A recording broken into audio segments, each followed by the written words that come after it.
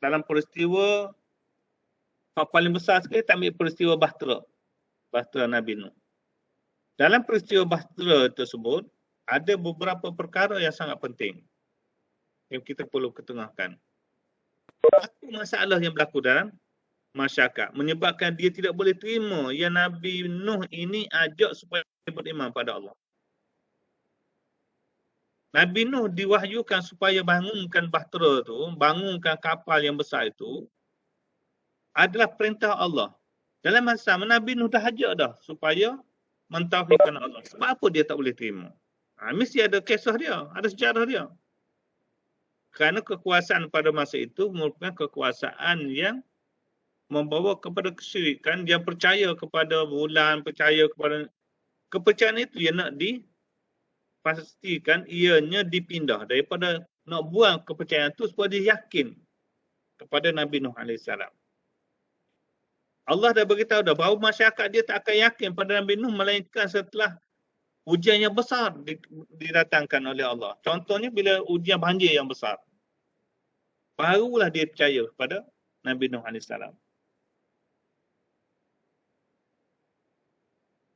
Itu antara benda yang boleh kita olah dalam tu. Contohnya zaman sekarang. Zaman sekarang ni, rakyat sudah alpa dah dengan pendekatan-pendekatan yang dibawa oleh para ulama dulu kepada masyarakat. Berkaitan kepentingan mengikut sunnah, mengikut ajaran Islam yang betul, elak pada melanggar fitrah manusia. Ni kita malam makan. Bila Allah datangkan satu ujian dengan virus ataupun yang ada hari ni, COVID-19 ni, bila datang virus, kita tak pernah terfikir pun yang Allah ini menasihat kita supaya kita kembali balik pada fitrah. Kita berfikir, payah keluar pekerjaan. Bila orang kata tak boleh buka kedai malam, kita pun marah. Sedangkan malam itu masa untuk kesihatan. Nak pastikan kesihatan kita. Yang waktu penyakit mari kerana makan malam lebih ditakuti sepatutnya daripada yang COVID ini. COVID ini nak mengajar kita balik. Contoh.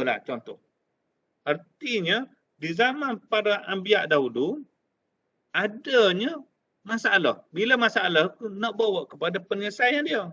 Bila nak buat penyelesaian dia, itulah timbulnya politik. Maka, adanya perincian fakta. Fakta contohnya Nabi Musa tadi, banyak fakta tu. Fakta berkaitan dengan tongkat, kejadian tongkat Nabi Musa dengan tongkat ahli sihir. Peristiwa ahli sihir dibunuh oleh Firaun. Banyak benda yang sudah berlaku kepada mereka ni. Kemudian yang kita lihat ada beberapa olahan berdasarkan fakta, kemudian bawa bukti. Yang bukti tu yang kita nak pakai tu.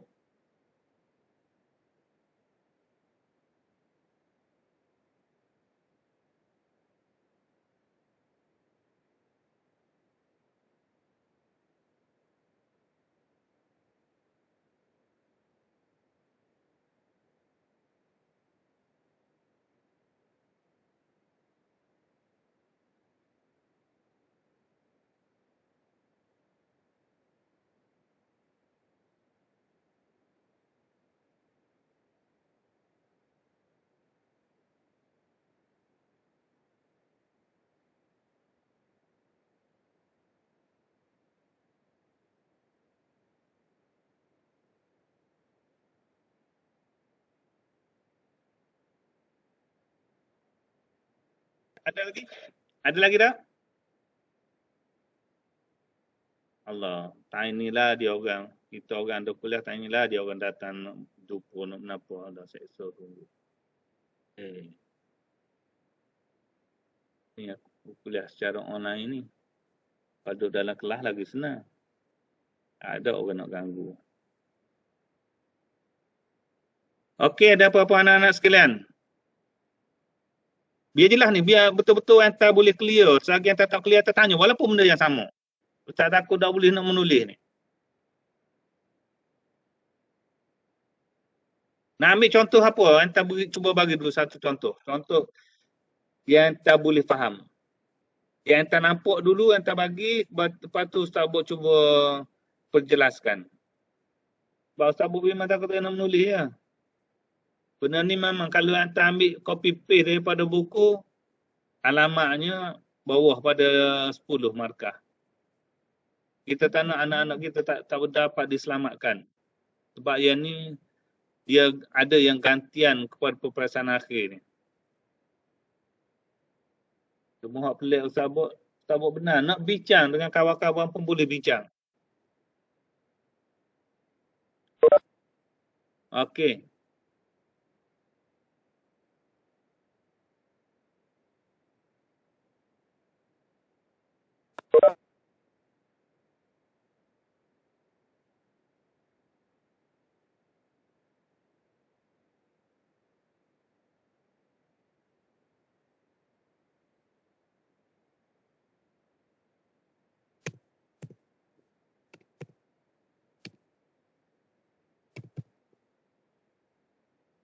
Mana-mana lagi? Soalan lagi? Ustaz, saya nak tanya kalau kita ambil contoh sejarah dakwah politik Imam Hasan Al-Banna tu dikira dalam kategori umat terdahulu ke? Oh, dah tu umat Nabi Muhammad dah tu. Okay, Ustaz. Gini. Aduh. Enta buat tajuk tu ataupun kisah Nabi tu mungkin yang sama kot. Tapi cara olahan itu masing-masing berdasarkan cara dia berfikir. Enta berfikir supaya Ustaz Bok nak tengok. Enta dah belajar tentang politik Islam. Macam mana cara enta berfikir untuk menarik orang memahami bahawa politik Islam ini berbeza dengan politik sekular dan politik-politik yang berasaskan kepada sosialis ataupun berasaskan kepada kemanusiaan. Maka politik Islam, tunjang dia ialah dakwah. Tunjang dia ialah akidah. Jadi bila tunjangnya kepada akidah, dari sudut penghayatan pelaksanaan kehidupan seharian ialah syariat. Itu politik Islam. Kok mana pun dakwah merupakan landasan dia nak ajak orang tadi supaya kembali kepada akidah syariah dan bertingkah laku dan akhlak-akhlak dan ihsan yang memang dimiliki sebagai seorang Muslim. Kita tak nak sekarang ni dia mengaku sebagai seorang Muslim tapi bila tengok-tengok bawa ke mahkamah kena hukuman. Itu sudah hilang etika sebagai seorang kepimpinan dalam berpolitik. Jadi yang tu yang Ustaz Bok nak ajak enta semua. Cuba ambil satu sejarah Nabi dulu atau umat terdahulu, kes-kes dia sama ada dengan Qarun ke dengan Haman ke, bila Allah beri kepada kemudahan dia. Sebelum tu dia beriman. Bila Allah beri kemudahan kepada dia, apa yang berlaku? Menyebabkan peristiwa ia yang menyebabkan dia kaya, macam Qarun ini, dia kaya. Bila dia kaya, bukan kaya untuk diri dia, dia mempengaruhi orang lain. Mempengaruhi orang lain dengan sumber kekayaan tadi menyebabkan orang terikut-ikut dengan material. Maka jadilah materialistik. Jadi kita nak basmikan bahawa politik Islam bukan begitu. Yang maksud dengan umat terdahulu, ambil lah. Misalnya, kita nak cerita tentang kaum Samud. Tak nak cerita Nabi tentang kaum Samud. Perangai kaum Samud ini macam mana? Barulah kita kaitkan kedatangan Nabi ini nak betulkan sifat kaum Samud ini yang suka membuat fitnah. Dia ada kaum yang suka buat fitnah. Ada kaum yang penyembah berhala. Ada kaum yang penyembah matahari. Ada kaum yang penyembah bintang bulan. Ada kaum yang penyembah manusia. Ada kaum yang terlalu materialistik. Zaman Nabi Musa pun ada yang materialistik. Dia tak cukup dengan Allah beri al-manna was-salwa, tak cukup lagi. Nak lagi sayur-sayuran hak subur, tanah subur lalu, boleh makan selalu. Maka dicabar oleh Nabi berdasarkan perintah Allah. Dia sebut dalam Al-Quran, lalu dia pun berhijrah tanah duduk. Dia berhijrah tempat lain. Bila datang kemarau yang besar, baru dia terasa bahawa yang Nabi bawa itu suruh berusaha. Yang pentingnya akidah itu betul. Ya Allah beri tenaga, kena usaha. Jangan duduk goyang kaki nak makan sedap. Jadi dengan situ anak-anak nampak politik Nabi mari tadi dalam suasana yang mereka ada masalah. Begitu juga Nabi Yusuf, masalah yang berlaku di peringkat negara dia, walaupun negara dia baik, comel di Mesir waktu itu, maka mimpi Nabi itu sangat menakutkan pada masa mendatang. Mimpi pembesar pemerintah waktu itu sangat menakutkan. Lalu minta ditafsirkan Nabi Musa, Nabi Yusuf mari. Nabi Yusuf yang menjelaskan supaya mengusahakan dan bercocok tanam dan membuat sistem tabungan. Lalulah dinyatakan kemarau akan datang. Bila kemarau datang, 3-4 tahun lepas tu kemarau datang, perbendaharaan negara sudah cukup. Maka daripada situlah diagihkan balik kepada rakyat. Kita pun zaman Fir'aun pula dah. Zaman COVID ni pun sama. Sepatutnya kita dah buat tabungan. Sebelum ini kita nampak keadaan dalam negara ni tidak teratur. Bukan kerana teratur politik. Banjir kadang-kadang tidak menentu. Banjir lumpur mari, itu mari menyebabkan ada orang yang hilang pekerjaan, ada orang yang hilang keluarga ini. Bila tidak menentu, banjir pun tidak bermusim, sama ada di bandar besar dan sebagainya. Itu pengajaran. Supaya kita menabung. Bila kita tak menabung, bila datang COVID, hidup kita makin susah. Kerajaan makin lumpuh. Walaupun tak ada pergolakan, ya pergolakan satu pergolakan politik, tapi lumpuh tadi kerana masalah ekonomi. Ini masalah ekonomi dalam negara. Ada masalah sosial umpamanya. Jadi dalam kehidupan masyarakat terdahulu, ente cuba baca tu ambil satu-satu kaum. Tak semestinya kisah Nabi ke apa, tapi dia ada kaitan dengan kedatangan Nabi. Kan ni mudah, ente cuba cari dalam internet. Kisah kaum Samud ataupun kaum Ad. Dia kan orang dah boleh bercerita ni. Tapi ente ambil poin tu bagaimana ente nak olah dengan gaya politik. Lepas tengok Nabi ni bawa kenapa. Kaum Samud ni dengan Nabi mana? Apa yang Nabi tu bawa? Benar dia bila dia tu kita Google juga. Nabi apa kepada kaum Samud misalnya. Dia pun tulis nama 3 orang Nabi umpamanya. Ataupun tengok checklist dengan Al-Quran pula. Dah boleh masuk internet tu kan. Google. Atau Google saya Nabi ni dalam Al-Quran.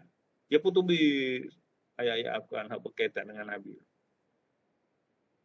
Bila kita merujuk, kita tengok ni tak ada. Ni dia cerita tentang yang dia bawa. Dakwah dia ini. Kita pun waktu ni dakwah berkaitan dengan cara ni. Kita waktu dulu. Kita pun tengok peristiwa yang berlaku pada kaum tadi. Oh, peristiwa ini rupanya sesuai dengan dakwah ni. Jadi pilihan kita tadi. Kita yang menentukan corak. Bagaimana kita ambil bahan tadi. Sebab Ustaz dah masuk dah dengan pengalaman anak-anak. Bila buka internet, anak-anak akan fokus kepada nak dapat itu je. Bila dapat itu, anak-anak akan copy. Bila copy paste, rugi entah, rugi anak. Sebab anak nak mendidik entah.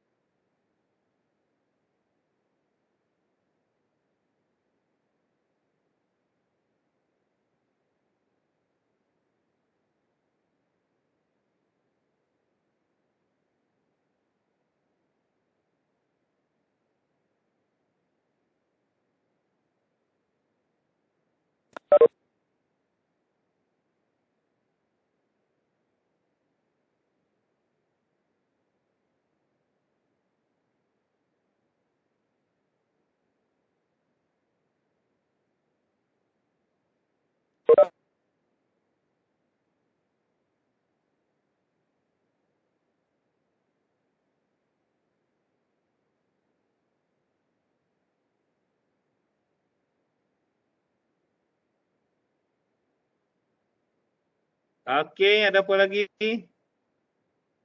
Baik, kita tengok satu persatu lah senang. Pertama sekali, entah dulu menu Ustaz buat nampak dah entah ni. Mabuk soalan dah. Baik. Jadi kawan-kawan semua grup sebelah ni pun memang mabuk belaka dah, mabuk soalan. Pening. Dia game ni mudah cerita. Jangan tak membayarkan. Anda ambil jalan mudah. Sekarang ni anda carilah satu-satu peristiwa yang berlaku kepada Nabi ataupun umat-umat yang terdahulu. Perkataan dakwah politik tu anda bubuh dalam poket dulu. Perkataan tu bubuh dalam poket dulu. Anda baca dulu sejarah. Bila baca sejarah tu, di situ ada konflik dah. Memang ada konflik antara sebab diutuskan Rasul, diutuskan Nabi. Kita pun tahu sebenarnya ada sebab diutuskan Nabi. Sebab apa diutuskan Nabi? Kita pun kita ngaji belakang dah tu. Sebab diutuskan Nabi sejarah, sebab diutuskan Rasulullah SAW pun sama je. Benda yang sama, benda itu je. Ustaz Abu Nasuh ulah yang tu. Okey, baik. Kita dah tahu sebab diutuskan Nabi. Konflik yang berlaku dalam umat tu dia berbeza. Ada kerana kepercayaan penyembahan kepada bintang. Ada umat ini dia percaya sangat, dia percaya kepada hari-hari tertentu. Ada yang percaya kepada yang menyebab timbul. Contohnya Mani Safar ni bukan di zaman Nabi kita.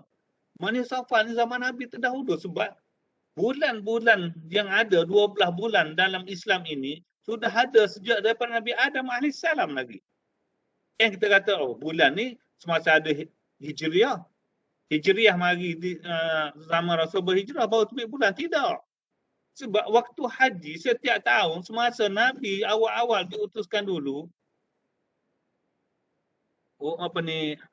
haji difardukan dalam Islam tahun ke berapa. Sebelum tu dah ada orang mari. Ada Kaabah, ada Hajarul Aswad, cuma ada patung berhala. Dia orang mari, setiap tahun dia akan buat haji.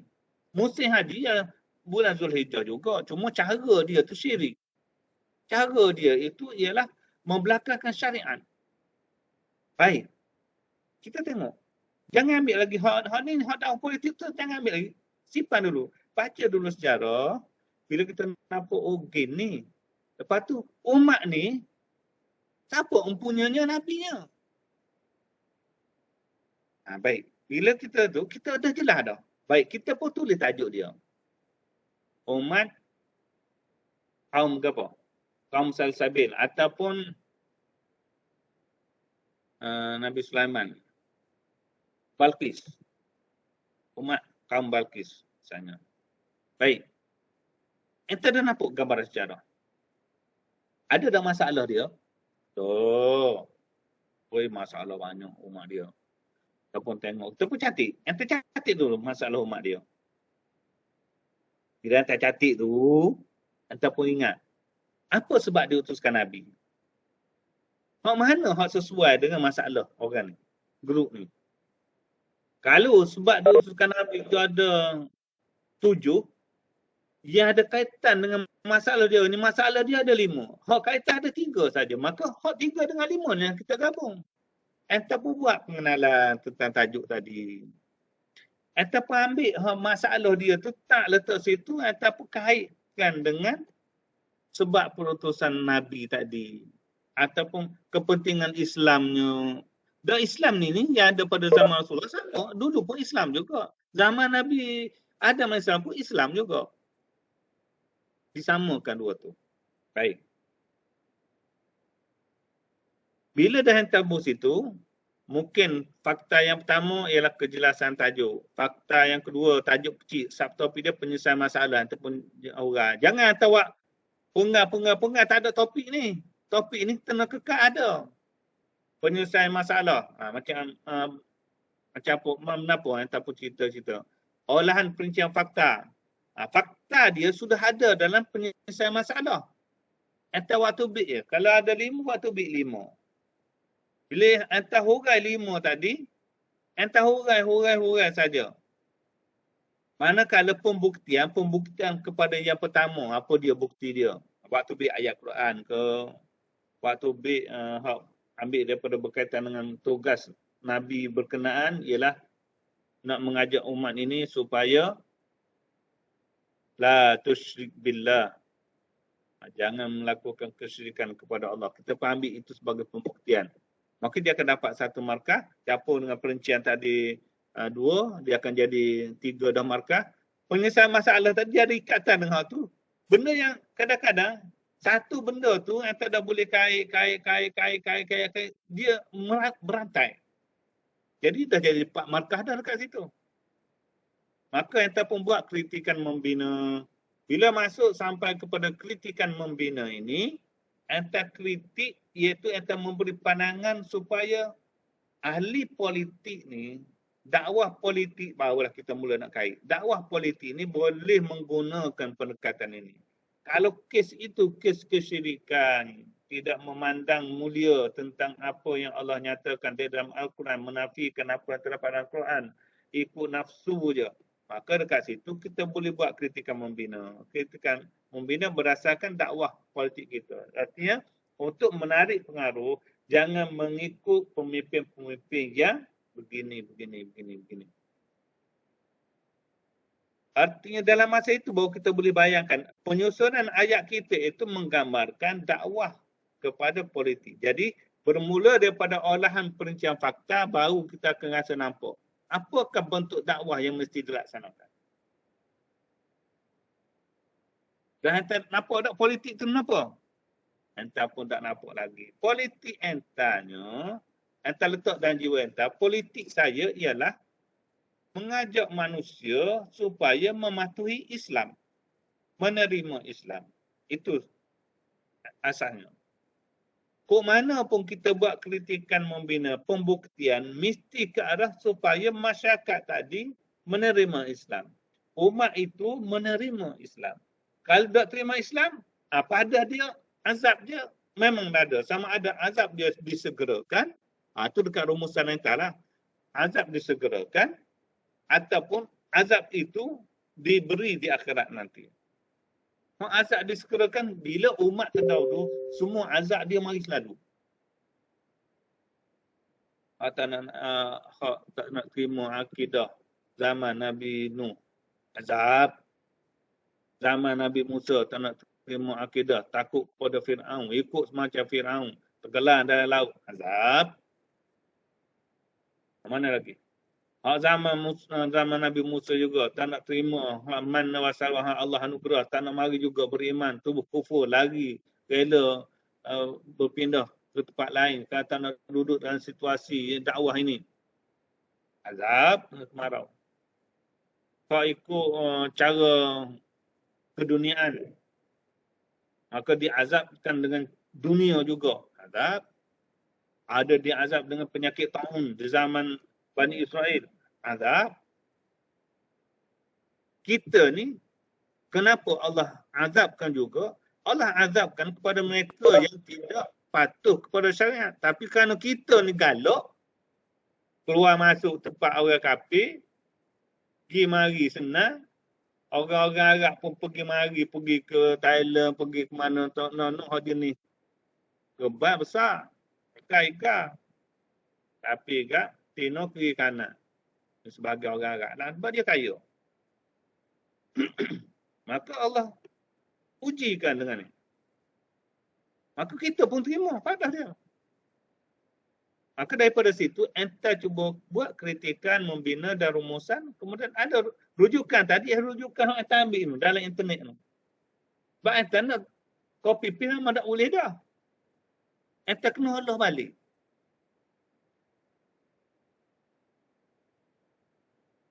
Apa ada lagi anak-anak weh?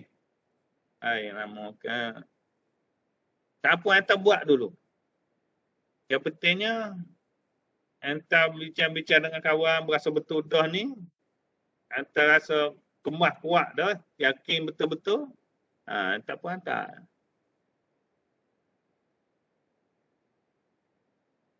Tak ada aci dah aci, misalnya Ustaz. Aci dok, kalau saya hantar dulu ke Ustaz, Ustaz semuk. Dia gini, hak semuk tu, tak ada istilah semuk. Enta buat dulu hantar ke Ustaz Bok. Kalau markah tu memang tak cukup, Ustaz Bok baca memang tak cukup untuk enta, Ustaz akan hantar balik supaya diberi penambahbaikan. Mungkin kalau Ustaz Bok baca, berat nana ni. Sabah kata ginilah, buatlah tajuk lain yang sesuai, yang ente rasa mudah. Sabah bagi beberapa garis panduan. Sebab kita nak ganti markah hak terbuang. Kalau Sabah pun faham dah, ente pun dah rasa sedap dah. Sabah pun tengok markah tu sekitar 25 ke atas. Sabah kata alhamdulillah. Bawah pada 25, 20 bawah, separuh daripada tu baru Sabah minta supaya support dengan tugasan lain. Tugasan lain tu yang antara yang anggap bahawa higher spawn ni tak ada dah. Tu kita nak menulis ya. Mungkin 1 ke 2 muka sahaja. Okey. Yassiru wala tu'assiru, jangan enta memayahkan. Enta cuba duduk dalam situasi yang rasa mudah je. Mudah je Ustaz Bawi ni. Enta rasa gitu. Letak gitu dulu. Kalau enta letak dalam posisi yang rasa payah, Ustaz Bawi pun berasa payah juga. Payah kan payah nak fikir nak pergi markah kan enta. Yang enta mikir, cara yang enta akan buat tu alhamdulillah mudah je. Kalau payah-payah sangat, enta pun minta ya Allah, permudahkanlah jalan kami.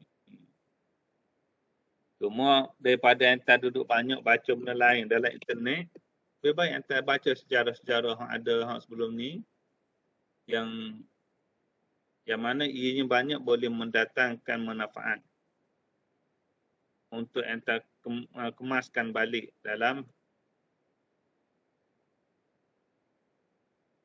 pengetahuan enta, dan enta nak jadikan dia sebagai salah satu bahan untuk pengajaran pada masa mendatang. Kaedah ni memang kaedah yang enta boleh olah. Bila enta nak pergi mengajar besok di mana-mana pun, enta dah mudah dah.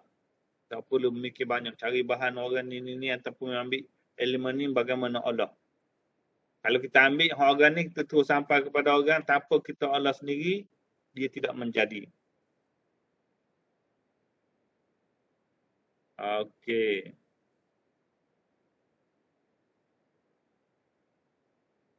Ada lagi tak soalan lain?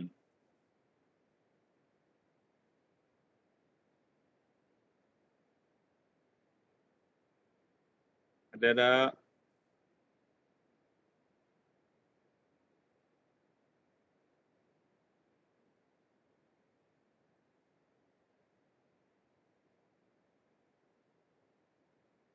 Ya, ada tak?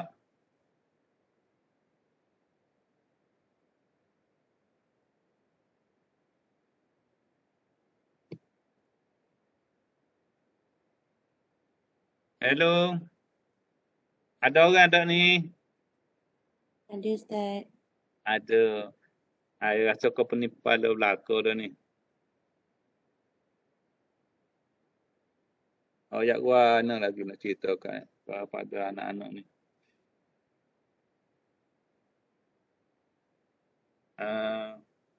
Soalan apa ada tak? Bincangkan salah satu sejarah. Satu je kita nak. Satu je. Sejarah kenapa, sejarah siapa dia, sejarah kaum mana, sejarah Nabi mana. Kemudian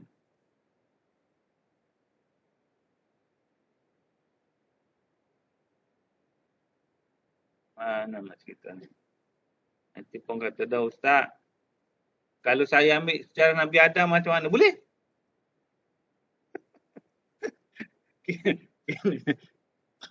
Entah pun. Entah ambil sejarah Nabi Adam. Sekejap dah.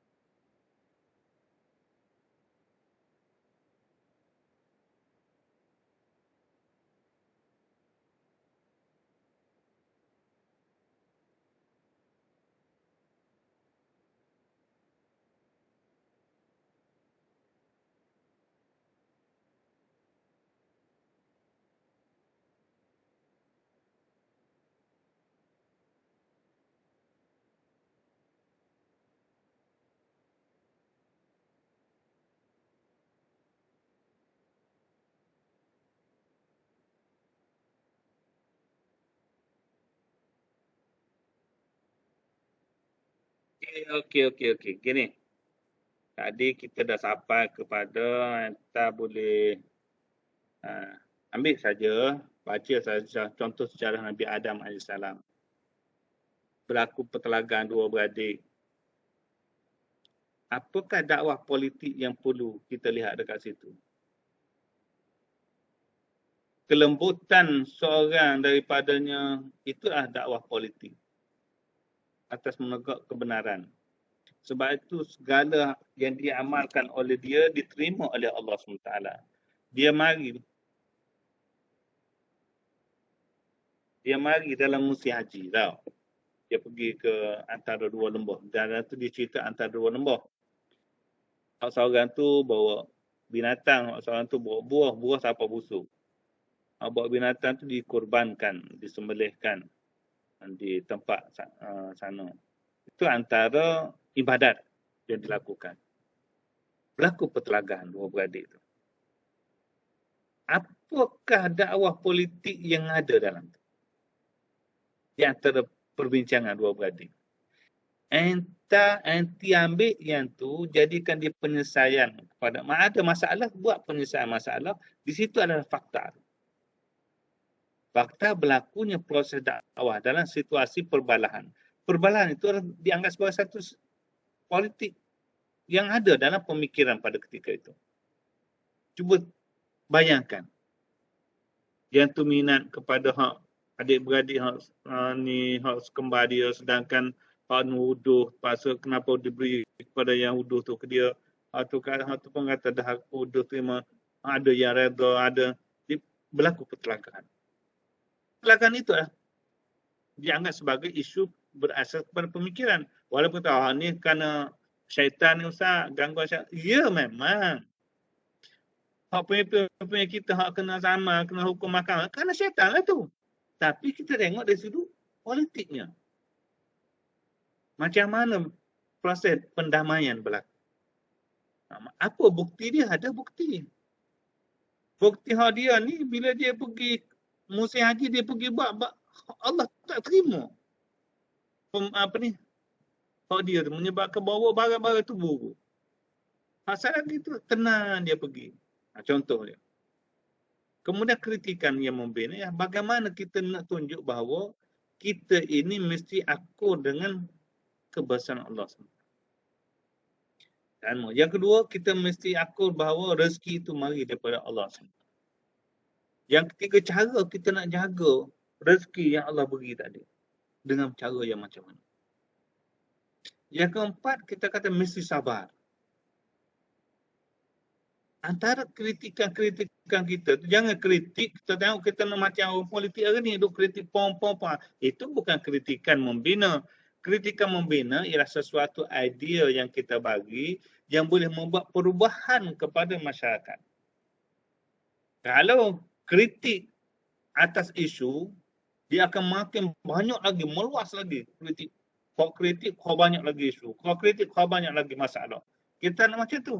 Tapi kita nak ialah kritik kita, pandangan kita, hasrat kita, cadangan kita tadi akan membina, membawa kepada apa yang kita nak. Supaya dia kembali kepada Islam. Selamat, sejahtera. Barulah kita buat rumusan dan rujukan.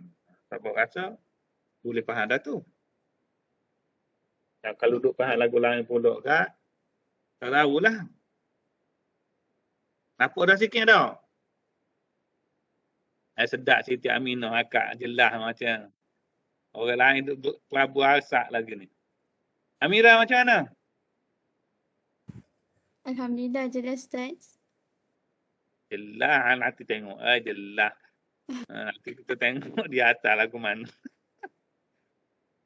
Okey, orang lain. Faris. InsyaAllah jelas Ustaz. Mana lagi ada tak yang lain, masalah lain lagi? Itu baru soalan yang pertama. Hak yang kedua barulah Ustaz. Hak dulu yang anti sebut tu, hak nak ambil umat zaman apa ni, Hasan Al-Banna apa, Kalau anti nak kaitkan boleh dengan soalan nombor 5 tu.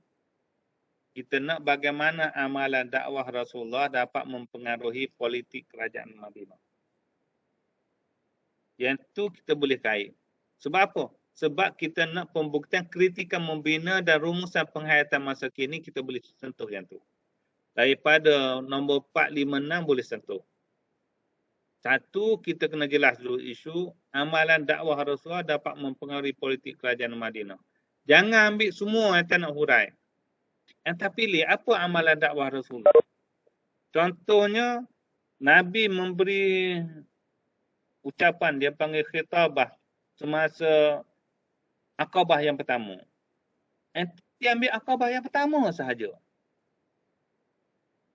Kalau ambil Aqabah yang kedua, bersama Aqabah yang pertama, dia akan jadi besar.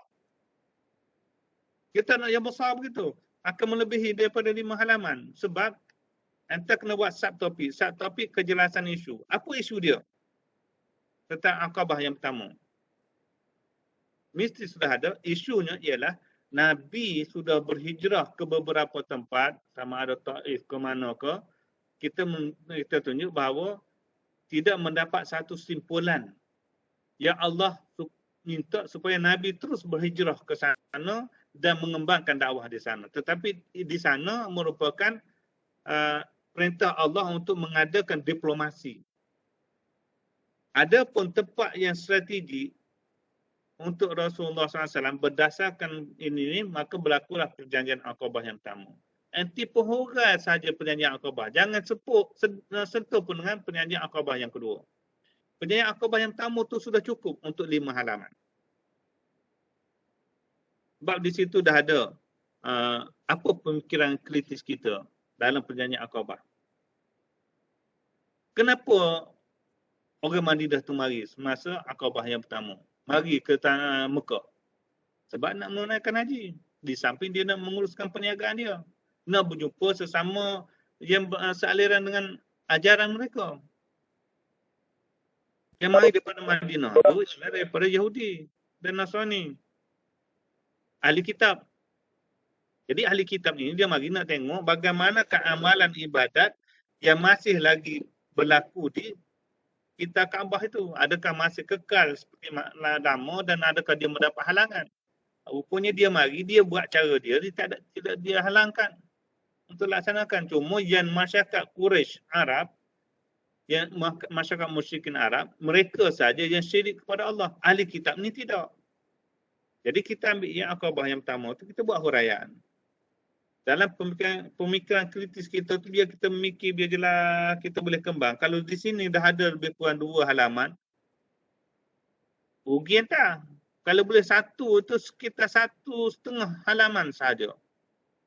Barulah kita ambil yang isu yang kita bawa ataupun peristiwa-peristiwa, perkara-perkara yang kita dah sebut dalam pemikiran kritis tu, kalau ada 5 perkara, kita olah sebagai fakta. Kemudian pembuktian dalil. Pembuktian bagi fakta yang pertama ini kita bawa. Kalau ada ayat Quran, ayat Quran. Kalau ada ucapan Nabi, ya ucapan Nabi. Dalam ucapan Nabi, dalam Aqabah yang pertama tu kemah dah. Kemudian yang kelima, kritikan membina. Apa pandangan, cadangan, hasrat ataupun luahan kita yang boleh membina? Yang ni baru kita nak kaitkan dengan yang berlaku pada, kalau kita Hasan Al-Banna ke, tak ada masalah nak kait. Tak ada masalah. Tetap akan bagi markah. Sebab situ tinggi tu 10 markah tu. Rumusan untuk penghayatan masa kini. Ini anti bagi saja rumusan. 5 bentuk penghayatan masa kini berdasarkan kepada hasil perjanjian Aqabah tadi. InsyaAllah benda tu akan berjaya. Senang sahaja.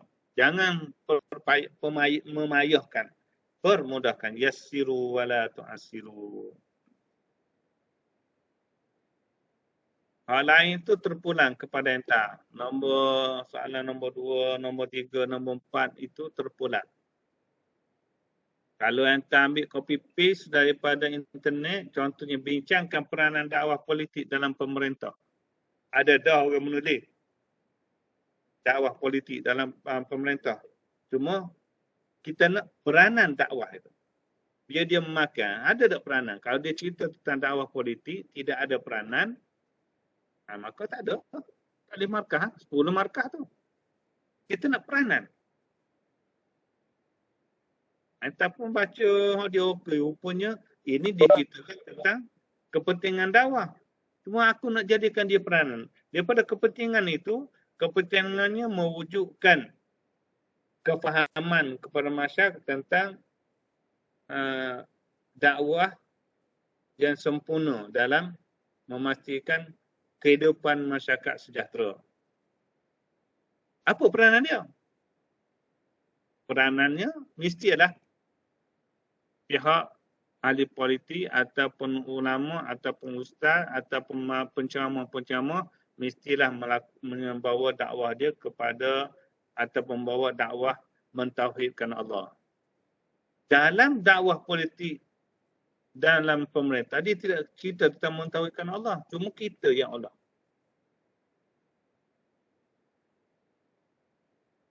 Itu dia.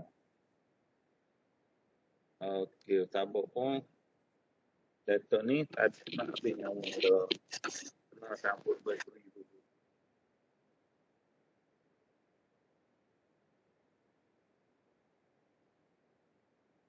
Okey. Begitu soalan yang ketiga, kenapa perlu pada pelaksanaan dakwah dalam penguasaan politik?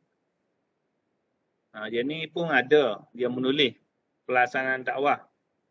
Tapi dalam penguasaan politik, itu payah sikit. Jadi adanya pelaksanaan dakwah dalam politik ada. Tapi dalam penguasaan politik tak ada. Jadi fokus betul-betul memang tak kena memikir. Kalau ada orang menulis pun memang dia bukan kepada penguasaan politik. Tapi pelaksanaan dakwah dalam berpolitik. Mesti pandai, mesti cekap dalam menyelesaikan isu. Itu bukan penguasaan politik. Faham ayat-ayat betul, dia betul jelas. Penguasaan politik. Bagaimana dia nak membentuk satu kuasa. Dakwah ke arah membentuk satu kuasa. Mestilah pertamanya, pelaksanaan dakwah mestilah pelaksanaan syariat. Bila ada pelaksanaan syariat tu, memang penguasaan politik. Puisi tak panjang. Mungkin Allah berkaitan dengan contohnya, akta ataupun akta 555 ataupun rang undang-undang RUU tu. Bagaimana dakwah mampu mempengaruhi golongan politik? Ni banyak. Cuma kita nak 2 perenggan saja. Yang mantap kemas. Okey. Okey, ada apa lagi?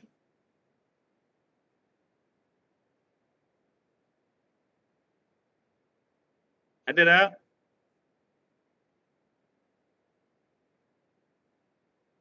Muadi ke, ada apa? Amir ke?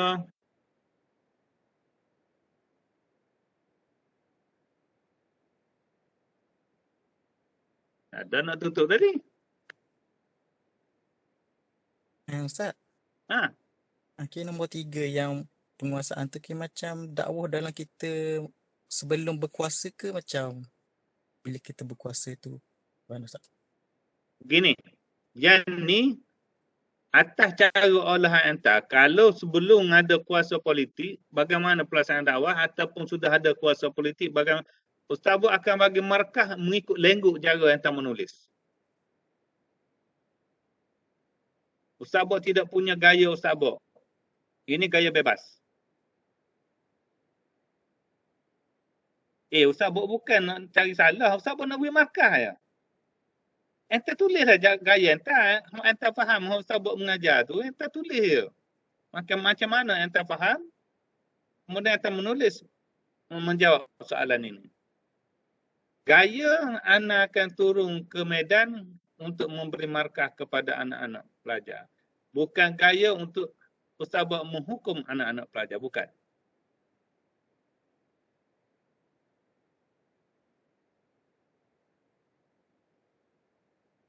Mudah itu. Orang yang beri markah mahal-mahal ni, yang duduk salahkan student ni, dia berfikiran tidak terbuka. Kalau dia berfikiran terbuka, dia tahu, oh ini budak ni nak cerita ini, maksud dia begini. Kita kena faham itu yang dia faham. Dan kita beri markah mengikut yang dia faham. Kalau kita beri markah kita faham, macam yang tesis tak siap sampai bila. Contoh buat tesis. Persyaratan tak boleh, kena ikut macam ni. Ikut cara pemikiran dia. Entah mikir cara lain. Tak apabila dah sudah-sudah. Okey. Apa masalah lagi?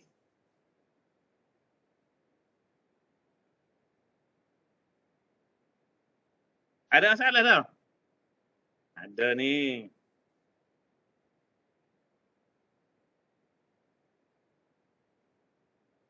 Masih tak ada masalah tak?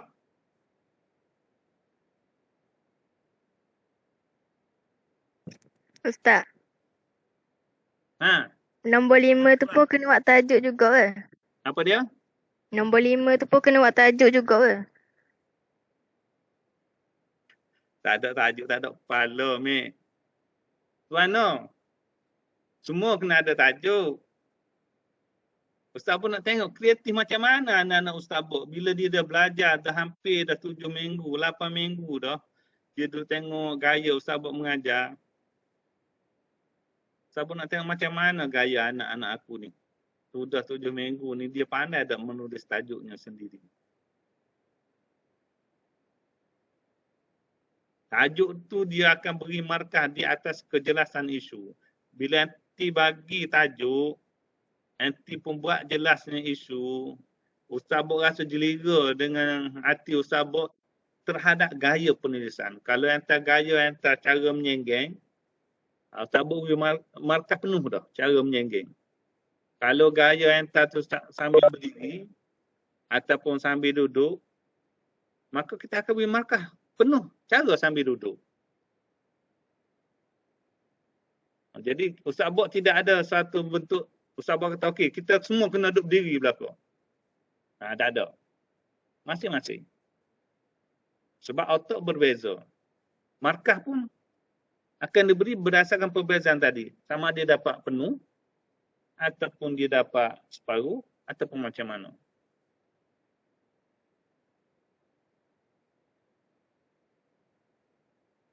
Cuma bila dah benda ni tak boleh rujuk, tak boleh ambil sebutir dalam internet, kalau dia mari internet sebutir, Ustaz Bok pun akan buka. Siapa-siapa yang atas tu, Ustaz Bok berasa, ini bukan kepala anak kita ni. Sebab cara olahan dia tu tidak pergi kepada tajuk.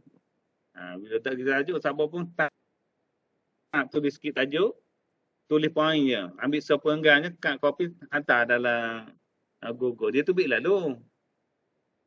Tubik kita pun tengok, oh, mari orang ni sebiji. Bila orang ni sebiji, Ustaz Bok pun sama ada Ustaz Bok akan hantar secara personal. Biasa Ustaz Bok personal, Ustaz Bok tak akan bubuh dalam grup. Secara personal, Ustaz Bok minta supaya buat yang lain. Hak tu jadi makan masa pula tu. Kerana seorang yang tak siap menyebabkan list markah untuk sebelum peperiksaan tidak boleh dipaparkan. Kerana sebab seorang. Kalau semua elok, Ustaz Bok boleh paparkan. Sebab kalau kita tinggal 2-3 orang yang lompat yang kita tak boleh paparkan itu, dia akan terasa aib. Diri dia tidak ada dalam senarai. Sebab itu Ustaz Bok minta supaya benda ni kalau perlu hantar, mesti dalam tempoh yang sedia ada. Okey, ada apa masalah lagi Tuan No? Amri. Alimatun. Ada tak?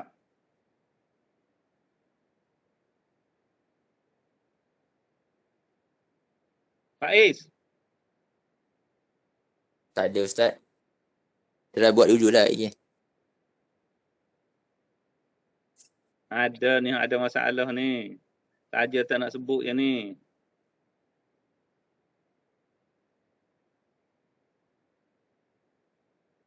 Ada tak?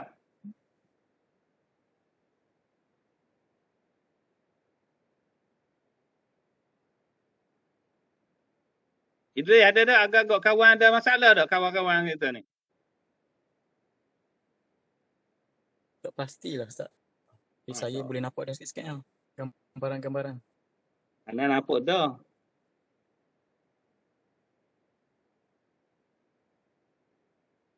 Entah pun apa berlaku ni. Tapi saja malah nak sebut ni. Betul ada tak?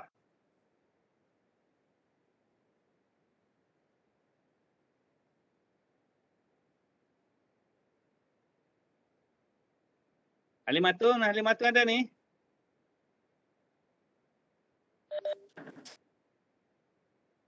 Halimatun?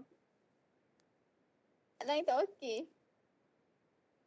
Agak-agak Halimatun siap tak tengah tarikh 25 Disember ni?